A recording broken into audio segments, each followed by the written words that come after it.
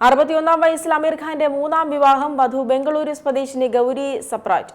July 5-ന് അമീറിന്റെ ബാന്ദ്രയിലെ വസതിയിൽ വെച്ചാണ് വിവാഹം. അടുത്ത ബന്ധുക്കളും സുഹൃത്തുക്കളും അടക്കം 150ഓളം പേർ മാത്രം പങ്കെടുക്കുന്ന ലളിതമായ രജിസ്റ്റർ വിവാഹമായിരിക്കും നടക്കുക.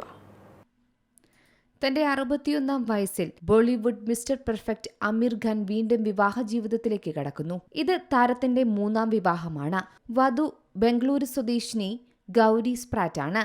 ജൂലൈ 5-നാണ് അമീറിന്റെ ബാന്ദ്രയിലെ വസതിയിൽ വെച്ച് വിവാഹ ചടങ്ങുകൾ തീരുമാനിച്ചിരിക്കുന്നത്.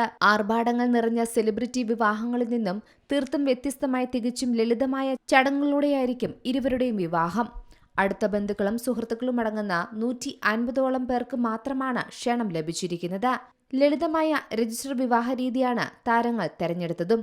വിദേശത്തു നിന്നുള്ള സുഹൃത്തുക്കളും ഇരുവരുടെയും മുൻവിവാഹങ്ങളിലെ മക്കളും ഈ മംഗളചടങ്ങിൽ സാക്ഷ്യം വഹിക്കാൻ എത്തുമെന്നും റിപ്പോർട്ടുണ്ട്. ബംഗളൂരു സ്വദേശിയായ ഗൗരി വർഷങ്ങളായി മുംബൈയിലാണ് താമസം. ഫാഷൻ, വെൽനസ് വ്യവസായ രംഗത്ത് സജീവമായി പ്രവർത്തിക്കുന്ന വ്യക്തി കൂടിയാണ് ഗൗരി.